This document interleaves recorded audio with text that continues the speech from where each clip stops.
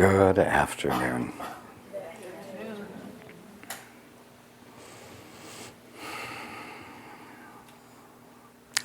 Who has a question?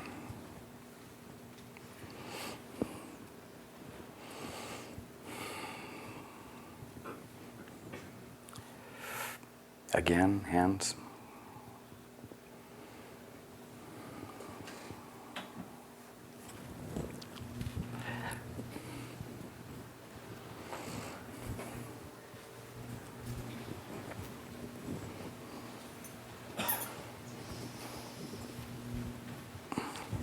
Gosh, the last couple months or so have been really difficult for me at times. There's a feeling of frustration, of complete failure. I can't handle that anymore. And I know it's all about falling apart, and but I think I'm trying to keep myself up with spiritual thinking, teachings. And when I do that, then it all manifests in my body as insomnia, headaches, etc., etc. Nothing is really fun. And the second part that I'm really frustrated with too, in a way, is guidance. I've been listening for and asking questions for quite a few years. I have never heard much more than a yes and no and short explanation, and I'm at a point where I don't want to almost ask anymore because it's such a struggle to hear. So I need help.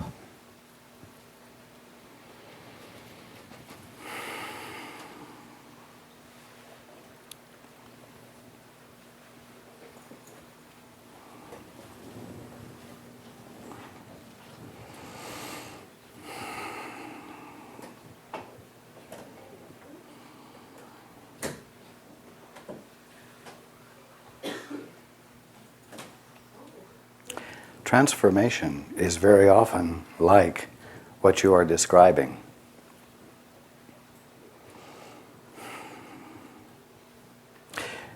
The old is less and less meaningful.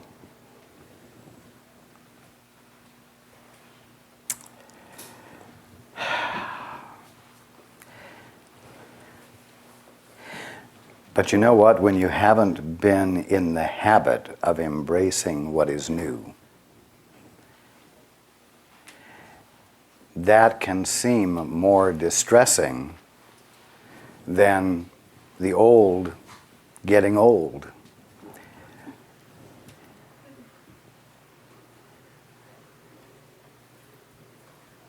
Why can't it?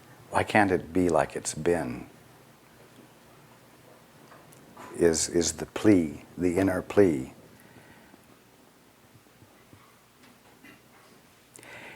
Now,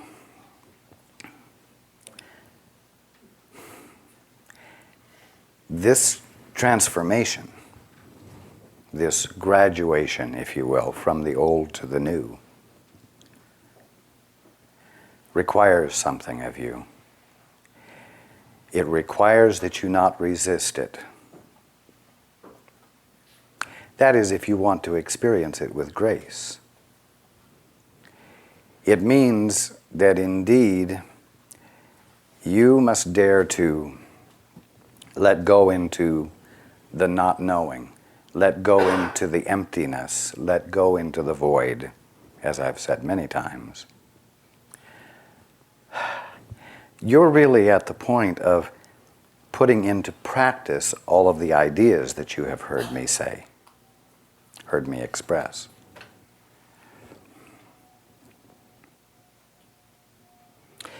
Because, you know, listening to guidance as you're doing right now isn't really a matter of getting information. It's really a matter of helping you move to a point where you will willingly let go into the void so that you might have the experience of the influx of enlightenment, which may well be inner guidance, It may well be realization. It may well be the experience of you becoming fuller of who you are and finding that who you are has new definition, but you will never be responsible for creating the new you. You will not get to choose who you are going to be. You will not be able to choose who it is you are becoming. You know why? Because who you are was eternally set in place by God. So the only thing that can be happening here is that you are having the opportunity to experience a clearer perception of who you have always been. It is going to seem new to you because you've had a dedication to who you thought you were for all these years. Mother, this, that, the other thing. But who are you when you aren't mother?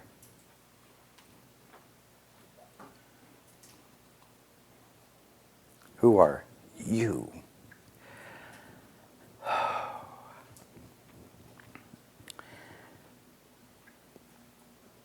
So, let the void be. Let it be, and abide with it, and stop fighting against it. Stop saying, I shouldn't have to endure this. Because the void is the threshold of what is new. Why? Because it's empty of your old definitions of yourself. You see? It's because it's empty of who you were so sure you thought you were, that who you really are can infill that emptiness, that empty space, you see?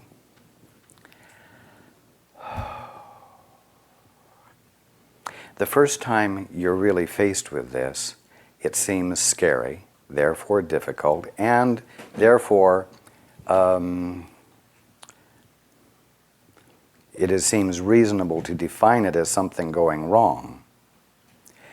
But I am encouraging you to let yourself be fully in this emptiness, with willingness, not resistance. Because when the inspiration fills it, you will have confirmation of the truth of what I'm saying. And the next time it happens, it won't be as scary. You'll say, oh, I recognize this. This is my friend, this experience, this void. And with less resistance, you will move through it more quickly. But the first time, you would rather avoid it. All of you would rather avoid it. Even those of you who have felt that you were explorers will avoid it, because in the past you've always explored with intent and purpose. You picked what you were going to explore. You were in charge of the exploration process. This is very different because you're not in charge, and you can't make the phoenix rise out of the ashes. In effect, you have to let the fire burn. Which means that literally you have to let the light of love permeate you, which it can only do when you are not in a willful state of mind. And as the light of love fills you, the Father's love fills you, who you are becomes more clearly illuminated. And it will seem to you that you've made a progressive step and you will be glad. But you've got to not fight the fact that you're at a threshold which you weren't responsible for arriving at. And say, Uncle, say, okay, God, I'm going to dare to be irresponsible and not be in charge of my forward movement.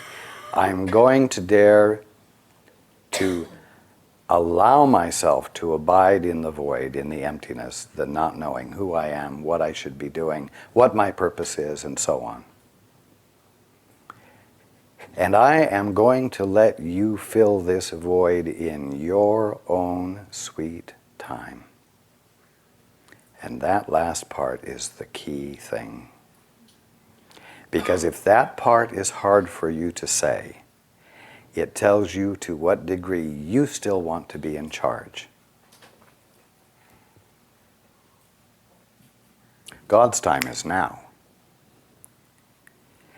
And when you say, in your own sweet time, I am willing to let it come forth, meaning, even if it took 1,000 years, that is when your permission becomes absolute, without willfulness present.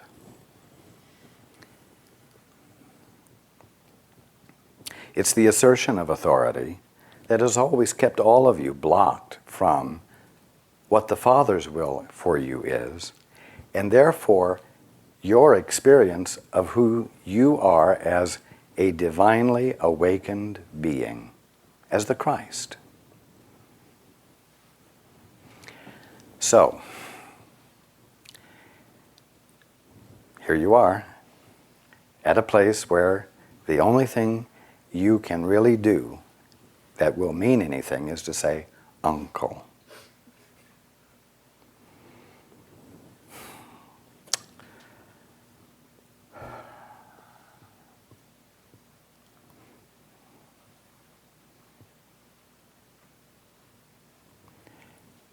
What is that willingness to say, Uncle? It is the willingness to make commitment to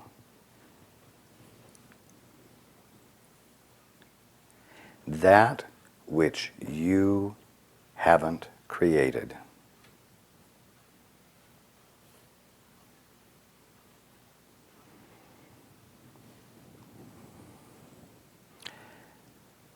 You could say that it's the willingness to make commitment to your spiritual path, except it's a path you can't know about ahead of time.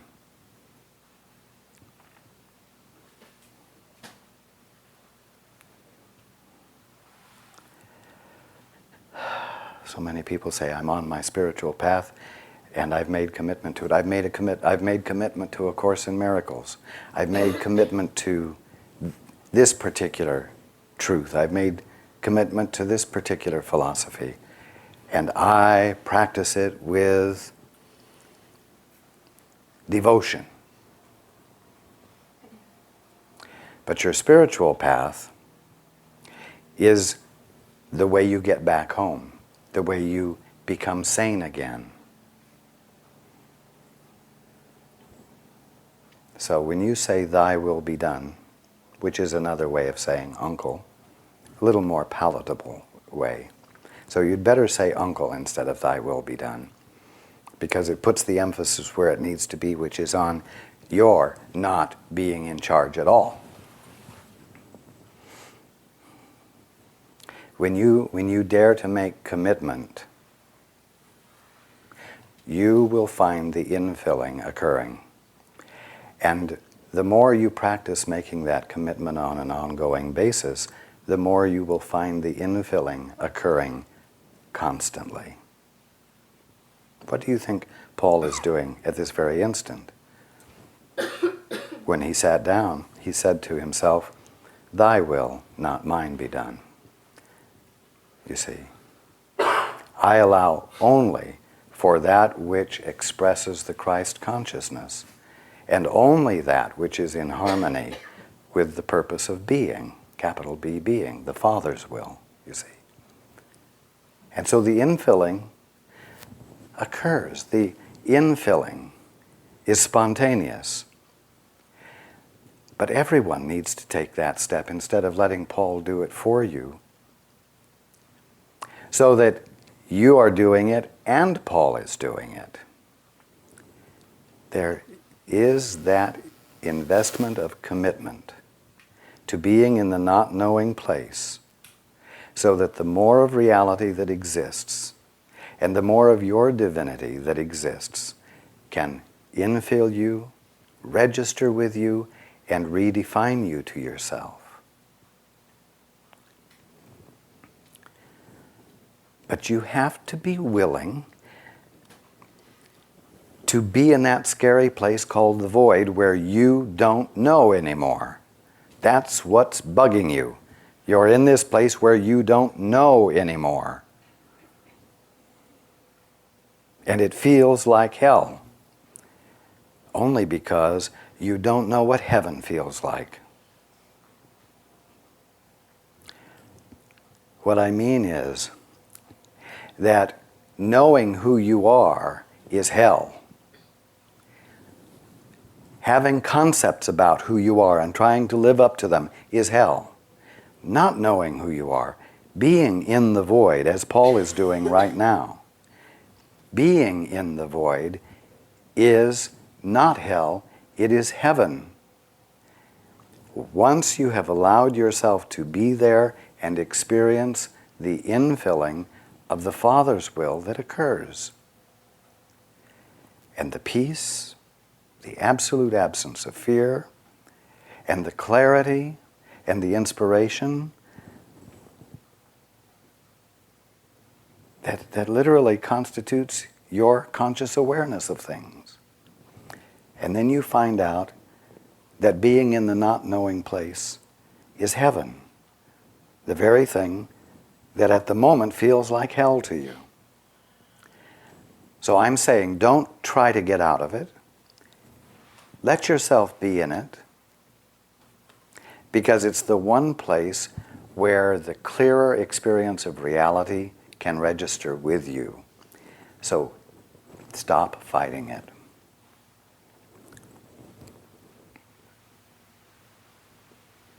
You know what, I've also likened the not knowing place to a vestibule or an in-between place, like in between two train cars where you're not in one or the other, or a turntable in old train yards where the engine would come up onto the turntable and stop, and then the turntable would turn, align itself with a new track, and the train would take off. But while the turntable was turning, the engine was directionless, was incapable of movement with any direction, you see? Value this in-between place. This in-between place really is what the Course refers to as the little gap that you slip through. But you won't slip through it if you keep dancing around it and doing your damnedest not to slip into it. You see? So I'm telling you, this is not a place or an experience to avoid. It's one to value. It is one that you have been conditioned to steer clear of, and so you have to overrule or override that conditioning. And it's worth it.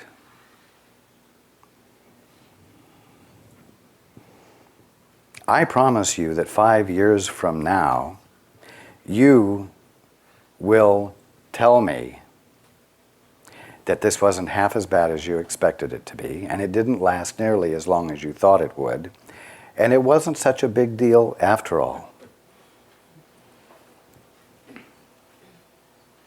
And it certainly wasn't the end. So I cannot relieve you of this experience you're having. And I would be doing you no favor to try to help you avoid it. Just say uncle. Put it on your refrigerator. Just say uncle! Exclamation point. Give up. Give up trying to know who you are, where you're going, what your function is,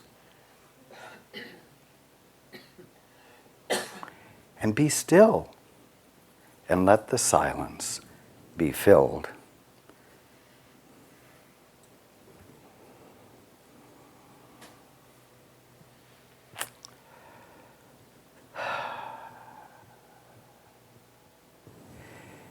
If you have a short glass and you have a stack of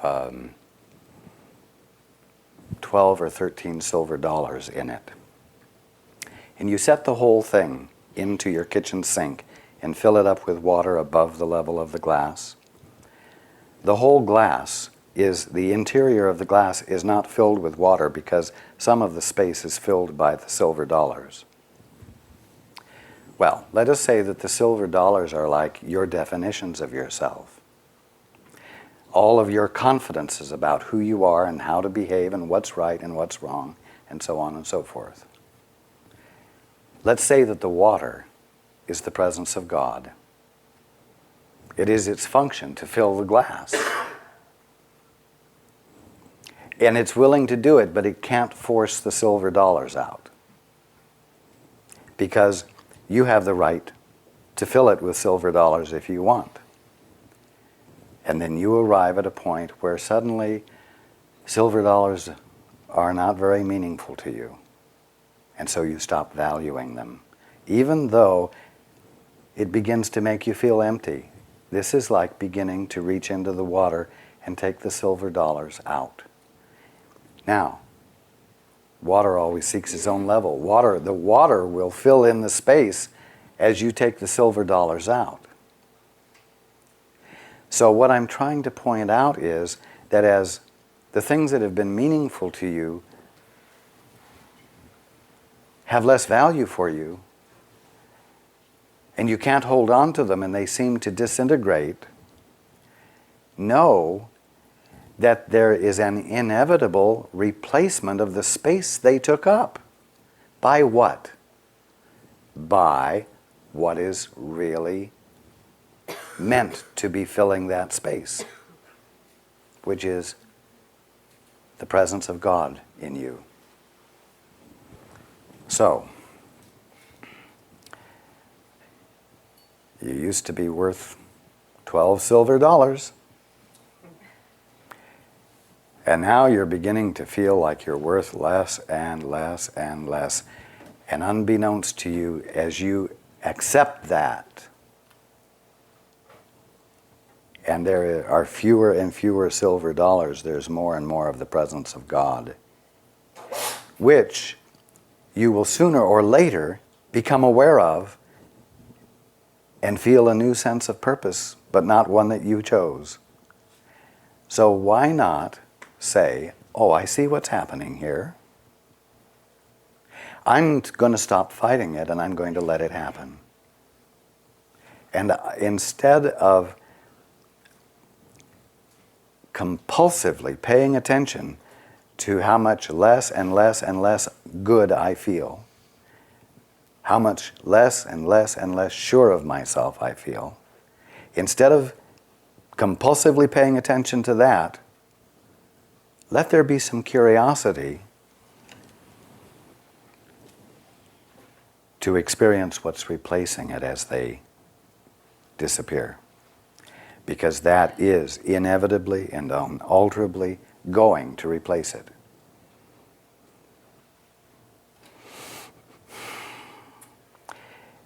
It may not be fun, but it's only from the standpoint of your conditioned thinking that it isn't enjoyable.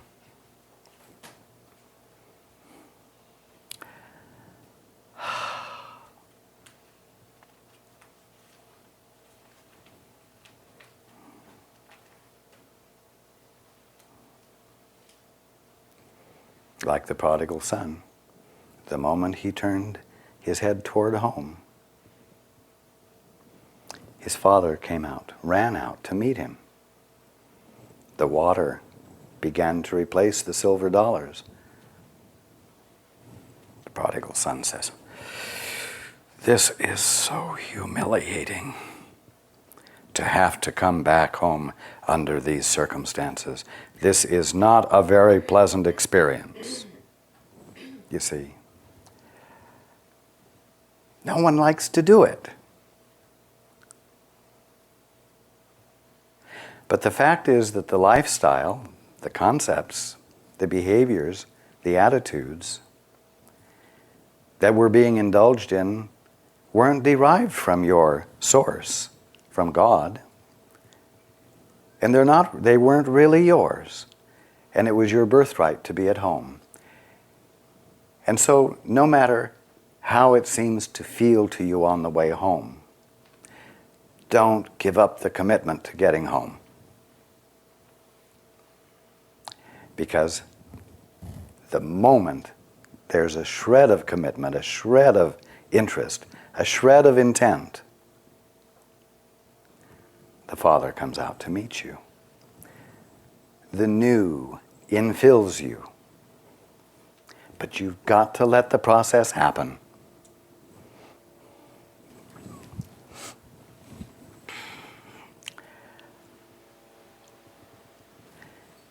I'll tell you something else. What happens will not be as important as what you learn about yielding to the process. Because what you learn about yielding into the not knowing place is something that will stay with you for eternity. And to whatever degree you embrace it now and learn from it, I'm going to say it will color the rest of your experience. But it will color it with love, and it will color it with life, and it will color it with meaning. It will color it beautifully. It will color it ultimately with pure sanity.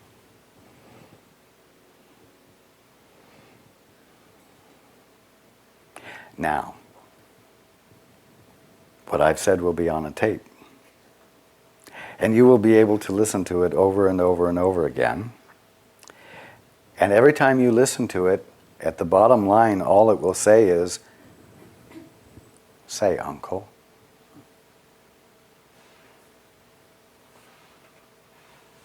Say, Uncle.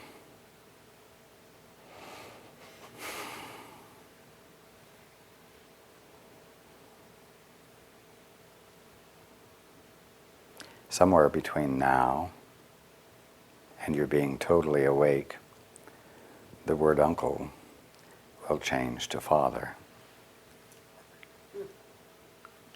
But let it be uncle right now.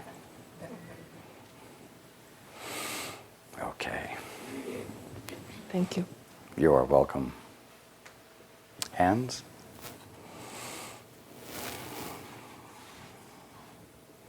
Right here?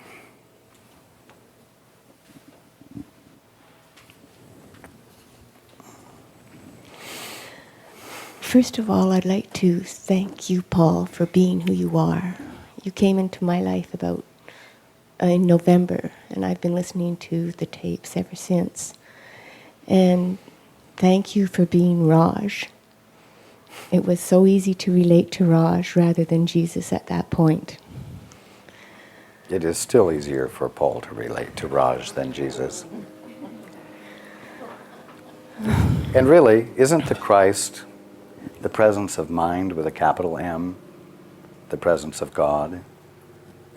Because no other sense of self or mind is being introduced. So,